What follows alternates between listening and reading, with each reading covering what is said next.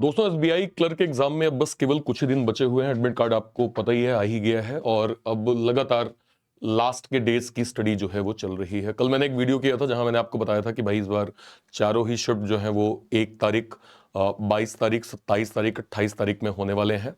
अब एक बहुत इंपॉर्टेंट सवाल यह है कि सर नॉर्मलाइजेशन तो कल आपने एक वर्ड बोल दिया, थोड़ा डिस्क्राइब कर दीजिए किस तरह से होने वाला है और क्या ट्रेंड रहे हैं जिससे हम अपने शिफ्ट की तैयारी प्रॉपर कर पाए। तो आप देखिए टोटल यहाँ पे 4 शिफ्ट होने वाले हैं, आपको पता है। शिफ्ट 1 8 बजे, शिफ्ट 2 10:30 बजे स्टार्टिंग होगी, 11:30 बजे जो है वो आपका एग्जाम स्टार्ट हो जाएगा। शिफ्ट 3 1 बजे होगा, शिफ्ट जो है वो 4 जो है वो 3:30 बजे होगा। अगर आप लास्ट के, मैं बहुत विगत वर्षों में नहीं जाऊंगा, मैं लास्ट के 3 सालों पे जाऊंगा। लास्ट के 3 सालों के अगर आप ट्रेंड देखेंगे तो पहला जो शिफ्ट है, इन जनरल पहला शिफ्ट आसान आता है, ठीक है। सेकेंड शिफ्ट थोड़ा सा इजी का जो है वो कॉम्बिनेशन होता है, बिट मॉडरेट होता है। इजी कम मतलब इजी कॉम्बिनेशन तो होता ही है, थोड़ा मॉडरेट होता है। लेकिन थर्ड और फोर्थ शिफ्ट भाई अनएक्सपेक्टेड होती हैं। ये हमने लास्ट ईयर भी देखा था, हमने 2022 के अंदर भी देखा था और हमने 21 के अंदर भी देखा था। तो वो बच्चे जो 2000 जो है वो 25 में एग्जाम देने वाले हैं, आपके दिमाग में मेक श्योर हो कि अगर आप थर्ड शिफ्ट में है, फोर्थ शिफ्ट में है, तो हो सकता है आपको पेपर आसान ना मिले, विच इज कंप्लीटली फाइन। कोई दिक्कत नहीं है। आपके दिमाग में ये क्लियर होना चाहिए कि आपका लेवल अप हो सकता है अन्य शिफ्टों के मुकाबले। मैं ये हवे में बात नहीं कर रहा हूं, मैं आपको डेटा दिखाता हूं। देखिए अगर मैं बात करूं 2024 की जब एग्जाम हुआ था, देखिए 5 6 11 को पेपर हुआ था, हम 5 जनवरी की थर्ड शिफ्ट में चल रहे हैं।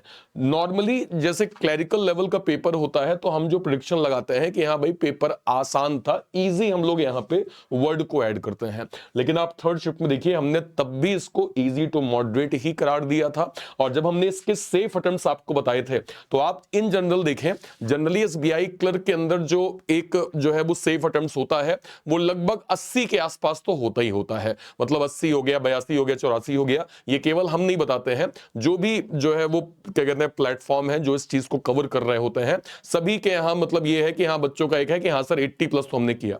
थर्ड शिफ्ट में 71 टू 74 आपका सेफ अटेम्प्ट्स गया था। अब ऐसा क्यों हुआ? देखिए अगर आप नंबर वाइज देखेंगे, रीजनिंग में 25 से 28, 25 से 28 का क्या मतलब है कि एवरेज बच्चों ने एटलीस्ट 25 तो स्कोर किया ही है। इसके दोनों मतलब होते हैं कि हाँ भाई वो जो 25 किए हैं उन्होंने 35 तक भी प्रॉपर गए होंगे, और जो 25 पे जाके रुक जा रहे हैं हो सकता है उन्होंने 22 24 भी अटेम्प्ट किए होंगे। तो एक एवरेज हम यहां पे 25 मार्क्स देते हैं। अब ऐसा क्यों हुआ होगा जरा ये देखिए, एक बार मैं आपको रीजनिंग के पेपर का एनालिसिस दिखाता हूं। अब जरा समझिए आपको क्या लगता है कि जो है वो दिक्कत कहां पे आई होगी। एक तो इसमें दिक्कत आई होगी बॉक्स पजल में, कहीं कोई कहीं बिल्कुल प्रैक्टिकल चीज है कि भाई बॉक्स पजल जो है वो सबके पल्ले नहीं पड़ती है। बहुत आसान कॉन्सेप्ट होता है, लेकिन मेक श्योर करना होगा कि आपको कंसिस्टेंसी में समय देना होगा। बॉक्स पजल पूछ लिया होगा, डेफिनेट इंफॉर्मेशन ना रही होगी, बच्चों को टाइम लग गया होगा, सॉल्व करने में समय लग गया होगा, एंजाइटी हो क्या कहते हो गई होगी, और अगर स्टार्टिंग में ही आपने पजल कर दिया फिर तो भाई जय सिया राम। ठीक है, इसके बाद नंबर सीरीज के जो क्या कहते हैं क्वेश्चंस हैं, उनके जो जो फॉर्मेट्स हैं वो आपके, सॉरी वर्ड सीरीज जो फॉर्मेट्स हैं, उसमें लैंग्वेजेस उन्होंने ऐसी दे दी होंगी कि आप बनते किए सवाल को जो है वो गलत करके आ गए होंगे। ठीक है, एक ये प्रोबेबिलिटी हो सकती है।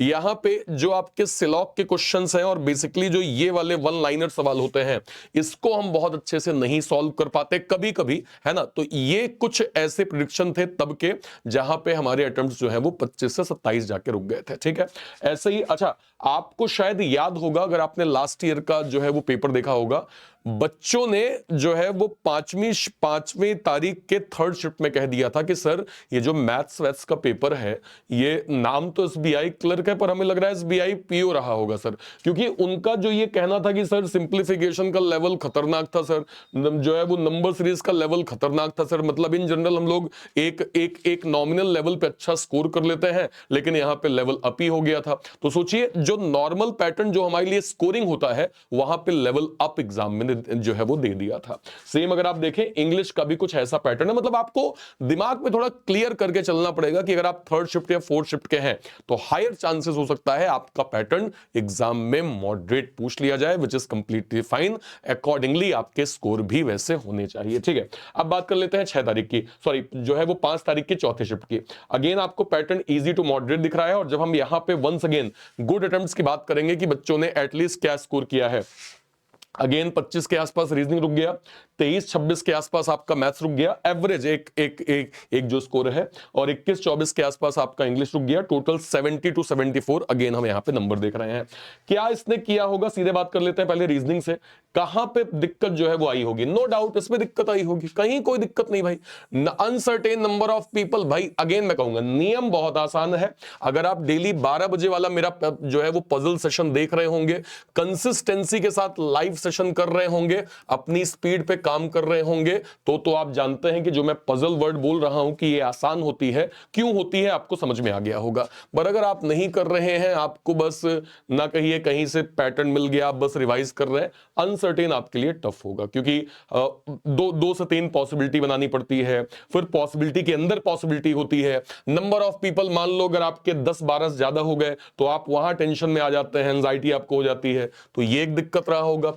फ्लैट फ्लोर के जनरली स्टेटमेंट हमें परेशान करते हैं, इसमें कई बच्चों को लास्ट ईयर जो है वो प्रॉब्लम थी। इसके बाद इसमें जो कंपैरिजन पजल है, what is the meaning of comparison, देखिए कंपैरिजन काइंड ऑफ आपका बॉक्स पजल होता है। मैं कहूं 9 लोग हैं, वन आफ्टर अनदर, ये एक प्रकार से कंपैरिजन टाइप से आपका पजल हो गया। इसको हम रैंक पजल के अंदर भी कंसीडर करते हैं कि हाँ भाई रैंक पजल है, 8 लोग हैं, उनकी हाइट का सीक्वेंस है, वेट का सीक्वेंस है, तो ये थोड़ा सा लैंग्वेज का थोड़ा प्रॉब्लम कर जाता है, जिस कारण से यहां पे लेवल हमें आज जो है वो एक स्टेप अप लगे होंगे।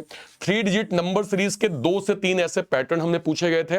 आजकल आप देख रहे होंगे सुबह 10 बजे मैं ऐसा पेपर जो है वो पेपर दे रहा हूं जहां लैंग्वेज ऑलरेडी मैं हाई दे रहा हूं, और मेरा टारगेट यह है कि अगर आप इन लैंग्वेज को डिकोड कर लेंगे तो एग्जाम की लैंग्वेज को बहुत आराम से डिकोड कर पाएंगे। ये कुछ ऐसे पैटर्न थे जिस कारण से बच्चों के स्कोर जो 35/35 होना चाहिए था एवरेज, ऐसा नहीं बच्चों ने किया भी है, अच्छे से किया है, लेकिन एवरेज जो स्कोर था वो 25-26 के बीच में जाके रुक गया था, ठीक है। ओके, अब बात कर लेते हैं 6 तारीख की शिफ्ट 3 की। इसको देखिए अगेन हमने यहां पे इन जनरल हम क्लरिकल असिस्टेंट लेवल के पेपर में यहां इजी जो है वो वर्ड लिखते हैं, लेकिन यहां पे इजी टू मॉडरेट अगेन है, ठीक है। आप अगर देखें सेफ अटेम्प्ट्स तब क्या रहा होगा, देखिए इसमें देखिए जनरली 70 तक अभी हम गए थे 2 शिफ्ट में, इसमें 69 to 72 क्या था भाई, 24-26, 21-23 और 20-23। कहां प्रॉब्लम आई रही होगी, चलिए एक बार एनालिसिस करते हैं। सीधे बात कर लेते हैं रीजनिंग के पेपर की, बाकी तो आप जो है वो अपने हिसाब से बाकी चीजें देख लीजिएगा। अब इसमें देखिए आपको कुछ चीजें समझ में आ रही हैं, बॉक्स भी आपको दिया हुआ है और साथ में अनसर्टेन दिया है। रीजनिंग में ये 2 लेवल तो भाई होते हैं, लेवल अप होते हैं। अगर आपको कॉन्सेप्ट की क्लैरिटी नहीं है तो आपको ये दिक्कत करेगा, आपको टेंशन में डालेगा। तो ये 10 नंबर तो पहले ही आपके लिए टेंशन वाले हो गए। स्क्वायर में अगर डायरेक्शन इसने दे दी कि भाई corner inside, middle outside, corner outside, middle inside, वहां पे आपको दिक्कत हो जाएगी। इसके बाद ये जो डिजिट वाली जो सीरीज है, इसके अगर 5 क्वेश्चन है तो 2 या 3 क्वेश्चन जरूर ऐसे होंगे जिसमें लैंग्वेज में उसने खेला होगा, और अगर आपने प्रैक्टिस नहीं करी आप गलत करके आ जाएंगे। ये जो वन लाइनर सवाल होते हैं, वन लाइनर में हमें दिक्कत होती है, चाहे नंबर बेस्ड हो या फिर अलग अलग जो है वो कि भाई हमें पहले उसको ऑड पोजीशंस को +1 करना है, इवन पोजीशंस को -1 करना है, फिर डिक्रीजिंग ऑर्डर हमें राइट साइड से करना है, फिर लेफ्ट साइड से चौथी वैल्यू बताइए। ये जो लैंग्वेज है ना, ये लैंग्वेज हमें परेशान करती है, तो यहां पे आपसे ये गलती हो गई होगी। ओवरऑल हम ये क्लियर, मतलब आप पैटर्न देख के ये समझ सकते हैं कि आपको जब वो उसने कहा कि भाई पैटर्न मॉडरेट है तो क्यों मॉडरेट रहा होगा, ठीक है। ओके, यहां पे आप देखिए सिंप्लीफिकेशन, मिसिंग नंबर सीरीज, ये क्वेश्चन थे जिसमें बच्चे ये कह रहे हैं कि अरे सर लग ही नहीं रहा है कि एसबीआई क्लर्क का एग्जाम है, ऐसा लगता है एसबीआई पीओ ने जो है वो अपना एग्जाम यहां पे किया हुआ है, और एसबीआई पीओ को ज्यादा जल्दी है तो उसने एसबीआई क्लर्क में ही अपना पेपर डाल दिया, ठीक है। तो ये कुछ यहां पे है ना। इसके बाद अगर हम 6 तारीख की अच्छा 6 तारीख का 3 ही शिफ्ट है, ठीक है। तो ये ओवरऑल जो है वो पैटर्न मैंने आपको बता दिया, ध्यान रखिएगा। आपको ये मेक श्योर करना है कि आपका थर्ड शिफ्ट या फोर्थ शिफ्ट लेवल अप हो सकता है, तो उसके लिए आप मेंटली प्रिपेयर रहिए। हो सकता है आप जो है वो जितने आइडियल स्कोर आप मॉक टेस्ट में दे रहे होंगे, एक पॉइंट के लिए हो सकता है कि आप उतने ना कर पाए, लेकिन अगर आप एक्यूरेसी को प्रॉपर फोकस करते हैं, सारे बच्चे, अगर आपका ध्यान केवल एक्यूरेसी में है कि हां भाई मुझे ऐसा फील हो रहा है कि एग्जाम जो है वो लेवल अप आ गया है, तो मैं क्या करूंगा, मैं जितने क्वेश्चन कर रहा हूं ना सर, बस उतने मैं सही करता जाऊंगा, मैं इसको एज एसबीआई पीओ ट्रीट करूंगा। एसबीआई पीओ में सर ने बताया है कि हां भाई जो है वो एक्यूरेसी ज्यादा इंपॉर्टेंट है ना, तो ये आपको थोड़ा सा कीप इन माइंड रखना होगा। बाकी बस एक्यूरेसी को ज्यादा आप जो है वो बेटर करिएगा। नॉर्मलाइजेशन की जो प्रोसेस है, मैंने आपको कट ऑफ का भी कल एक वीडियो दिया था, जहां मैंने आपको बताया कि सभी स्टेट्स में 5 से 6 ऐसे स्टेट्स हैं जो कट ऑफ जो है वो 75 प्लस गए हैं या नियर 70 है, बाकी सबके कट ऑफ जो है वो लगभग 50-65 के बीच में होते हैं। तो इसलिए भी होता है क्योंकि नॉर्मलाइजेशन की प्रोसेस होती है, कोई शिफ्ट बहुत आसान आ गया, कोई शिफ्ट बहुत टफ आ गई, तो उसको एक जो है वो बैलेंस किया जाता है और एक जो है वो प्रॉपर हमें जो है वो एक नंबर दिखाया जाता है। कल मैंने जो है वो कई सारे बच्चों के नंबर्स देखे हैं जिन्होंने एसबीआई क्लर्क का जो है वो अपना जो मॉक दे रहे हैं उसका स्कोर कार्ड इन्होंने मेंशन किया है।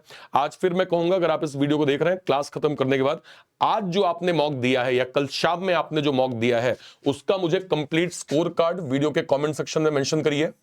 आपने टोटल स्कोर कितना किया है उसमें, ठीक है, और आपके topic wise in the sense subject wise आपका स्कोर कितना है, ये भी आप मुझे बताइएगा कि हाँ भाई सर मैंने मॉक दिया, ओवरऑल मेरा इतना स्कोर बना है, मैथ्स में मैंने इतने किए सर, रीजनिंग में इतने किए, इंग्लिश में इतने किए। सारे बच्चे पूरी ईमानदारी से कमेंट सेक्शन में जरूर बता दीजिएगा, ठीक है। ओके, चलिए बहुत बहुत शुभकामनाएं। आई होप आप सभी का कॉन्सेप्ट क्लियर होगा, क्या कहते हैं, हुआ होगा।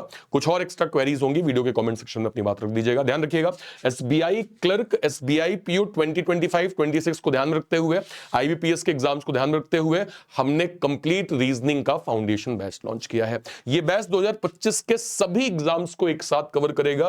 प्री और मेंस की बिल्कुल बेसिक्स स्टडी हम कर रहे हैं, फाउंडेशन की स्टडी कर रहे हैं, और मैं मेक श्योर करता हूं कि इस बैच के माध्यम से अगर आप अपनी 2025 की प्रिपरेशन करेंगे तो आपको रीजनिंग में एक्स्ट्रा कुछ भी नहीं पढ़ना पड़ेगा। रीजनिंग का वन स्टॉप सॉल्यूशन बैच ये होने वाला है। इसमें मैं आपको इतना अनलिमिटेड कंटेंट, इतना relevant content, align content, exam oriented content देने वाला हूं। बस आप प्रैक्टिस कर लेना भाई, आप रिवीजन पे टाइम दे लेना, आप डिसिप्लिन पे टाइम दे लेना, आप रीजनिंग में मास्टर हो जाएंगे, ठीक है। और देखिए बहुत नॉमिनल फीस हमने रखी है, 499 इसकी फीस है, इसको जरूर अवेल करें, ठीक है, और आज से ही पढ़ना स्टार्ट करें। इसके अलावा ना केवल हमने रीस्टार्ट फाउंडेशन बैच लॉन्च किया है 2025 के सभी बड़े एग्जाम्स को ध्यान में रखते हुए, टारगेट में रखते हुए हमने कंप्लीट फाउंडेशन बैच लॉन्च किया है, जिसमें IBPS PO, IBPS clerk, RRB PO, RRB clerk, SBI PO, SBI clerk 2025-26 और इसके अलावा सभी इंश्योरेंस के एग्जाम्स को एक साथ हम इस फाउंडेशन में कवर कर रहे हैं। ये आपको इंडिविजुअल 1799 में मिल जाएगा, या फिर आप इसको अवेल कर सकते हैं बैंक महापैक के अंदर। बैंक महापैक क्या होता है, अगले 1 साल तक जितने भी banking, insurance, SEBI, NABARD, RBI, इसके जो भी बड़े नोटिफिकेशंस के जो भी बैचेस लॉन्च होंगे वो सब आपको बैंक महापैक के अंदर फ्री ऑफ कॉस्ट मिलने वाले हैं, जिसकी 6 महीने की फीस 2000 रुपए, 12 महीने की फीस 2399 रुपए और 24 महीने यानी 2 साल की फीस 3599 रुपए यहां पे रखी गई है। इसको जरूर अवेल करिए और 2025 में अपना बैंकर बनने का सपना पूरा करिए। Till then bye bye, thank you so much, Jai Hind, thank you.